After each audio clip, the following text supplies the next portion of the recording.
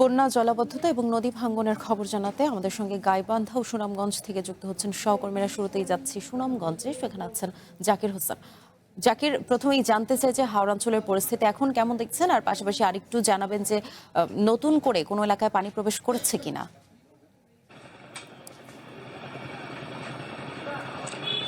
বিলাসী, আপনাকে প্রথমে একটু হাওর অঞ্চলের কথা যদি বলি, হাওর অঞ্চলে এই বৈরী আবহাওয়া এবং উজানের যে বৃষ্টিপাত, এই বৃষ্টিপাতের ফলে কিন্তু এই মুহূর্তে হাওর উত্তাল রয়েছে। হাওরের যে সমস্ত দ্বীপের মতো যে সমস্ত গ্রাম রয়েছে, সেই সমস্ত গ্রামে কিন্তু এই মুহূর্তে ভাঙনের দেখা দিয়েছে। কারণ হচ্ছে প্রচণ্ড ঢেউয়ের আঘাতে ইতিমধ্যেই আমরা দেখেছি বিশ্বম্বরপুর উপজেলার বাহাদুরপুর গ্রাম, আমরা প্রতিবেদনে যেমনটা দেখিয়েছি, বাহাদুরপুর গ্রামে প্রায় 20 থেকে 22টি বাড়িঘর ইতিমধ্যে কিন্তু একেবারে বিধ্বস্ত হয়ে গেছে। এরকম অসংখ্য বসতভিটা রয়েছে হাওর অঞ্চলে। হাওর এরকম ঢেউয়ের আঘাতে প্রতি বছরই আমরা দেখি বাড়িঘর বিধ্বস্ত হওয়ার, কিন্তু এবছর একটু বেশি ঢেউয়ের আঘাত আমরা দেখতে পাচ্ছি। আর অন্যদিকে বন্যা পরিস্থিতির কথা যদি বলি, বন্যা পরিস্থিতি সুনামগঞ্জের সুরমা নদীর পানি কিছুটা আজকে 6 সেন্টিমিটার কমেছে, অর্থাৎ গতকাল থেকে আজকে 6 সেন্টিমিটার কমেছে, কিন্তু নদীতে কিন্তু তীব্র স্রোত রয়েছে। আর কারণ হিসেবে আমরা জানতে চেয়েছিলাম পানি উন্নয়ন বোর্ডের কাছে। পানি উন্নয়ন বোর্ডের নির্বাহী প্রকৌশলী এমদাদুল হক তিনি আমাদেরকে জানিয়েছেন, যেহেতু ভারতের চেরাপুঞ্জিতে বৃষ্টিপাত হয়েছে গত রাত্রে, সেই বৃষ্টির পানিটা কিন্তু এখন সুরমা নদী হয়ে বিভিন্ন হাওরে চলে যাবে। আর স্রোতের কিন্তু তীব্র গতি আমরা দেখতে পাচ্ছি। এতে করে পানি উন্নয়ন বোর্ড যেটা আশঙ্কা করছেন যে আগামী 48 ঘন্টা সুনামগঞ্জের পানি বৃদ্ধি অব্যাহত থাকবে এবং স্বল্পমেয়াদী একটা বন্যা পরিস্থিতির সৃষ্টি হবে। ইতিমধ্যে আমরা দেখেছি বন্যা পরিস্থিতি মোকাবেলার জন্য জেলা প্রশাসনের পক্ষ থেকে সকল ধরনের প্রস্তুতি নেওয়া হয়ে গেছে। জেলা প্রশাসক মিনহাজুর রহমান তিনি আমাদেরকে জানিয়েছেন ইতিমধ্যে 1300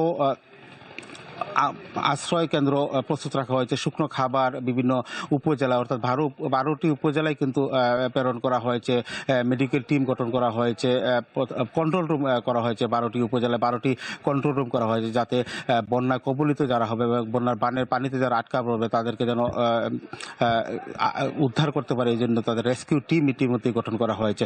আর অন্যদিকে সুনামগঞ্জের কুশিয়ারা নদীর সুনামগঞ্জ অংশে বিপদসীমার 14 সেন্টিমিটার উপর দিয়ে প্রবাহিত হচ্ছে। আমরা দেখেছি আজকে সকালে একটি বাঁধ ভেঙে লোকালয়ে পানি প্রবেশ করছে, অর্থাৎ জগন্নাথপুর উপজেলার দিকে কিন্তু পানি প্রবেশ করছে। তো সার্বিকভাবে আমরা বলতে পারি আগামী 48 ঘন্টা পানি বৃদ্ধি অব্যাহত থাকবে এবং সুনামগঞ্জের নিম্নাঞ্চল প্লাবিত হওয়ার একটা শঙ্কার কথা জানিয়েছে পানি উন্নয়ন বোর্ড। এই ছিল সুনামগঞ্জ থেকে পানি বৃদ্ধি এবং হাওর অঞ্চলের সর্বশেষ খবর। ধন্যবাদ জাকির। এবার একই বিষয়ে জানতে যাচ্ছি গাইবান্ধায়, সেখানে আছেন আফরোজা লুনা। লুনা, প্রথমেই জানতে চাই যে নদ নদীর পানি বিপদসীমার কত সেন্টিমিটার উপর দিয়ে প্রবাহিত হচ্ছে, আর পাশাপাশি আরেকটু জানাবেন যে নতুন করে কোনো এলাকায় ভাঙন দেখা দিয়েছে কিনা। বিলাসী, আপনাকে ধন্যবাদ। আপনাকে প্রথমে যেটি জানাতে চাই আপনার মাধ্যমে, গাইবান্ধার যমুনা, ব্রহ্মপুত্র, ঘাঘট এবং তিস্তার পানি অনেকটা কমে গেছে, তবে বৃদ্ধি পেয়েছে কিছুটা করতোয়া নদীর পানি।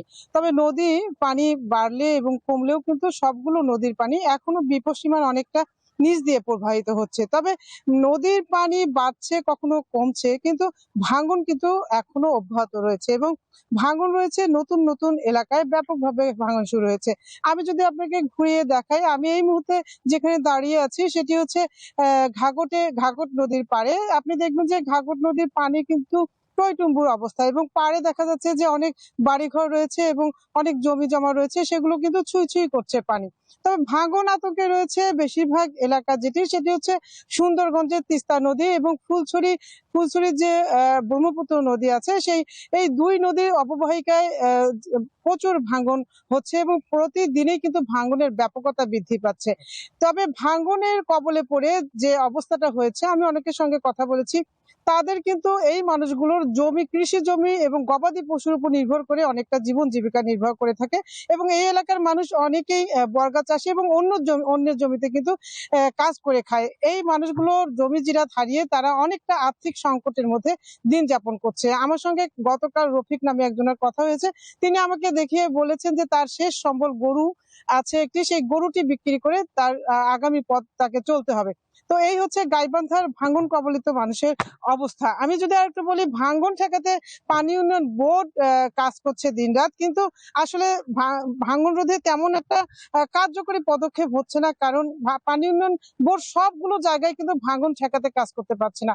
তারা আমাকে বলছেন যে যেসব এলাকায় বেশি ঘরবাড়ি এবং স্থাপনা গাছপালা রয়েছে শুধু সেগুলো তারা রক্ষা করতে কাজ করছে। এবং গতকাল আপনি দেখেছেন হয়তো, আমি দেখিয়েছিলাম যে গাইবান্ধায় যে জিও ব্যাগ ফেলা হচ্ছে বিভিন্ন ভাঙনে, সেই জিও ব্যাগ কিন্তু অনেকটা বালু মেপে দেখা হচ্ছে যে তারা কম দিচ্ছে, সেই কারণে ভাঙন আসলে রক্ষা করা যাচ্ছে না। তো এই ছিল আমার কাছে গাইবান্ধা থেকে ভাঙনের সর্বশেষ পরিস্থিতি। বিলাসী। ধন্যবাদ লুনা। বন্যা, জলাবদ্ধতা এবং নদী ভাঙ্গনের খবর জানাতে এতক্ষণ আমাদের সঙ্গে গাইবান্ধা ও সুনামগঞ্জ থেকে যুক্ত ছিলেন সহকর্মী।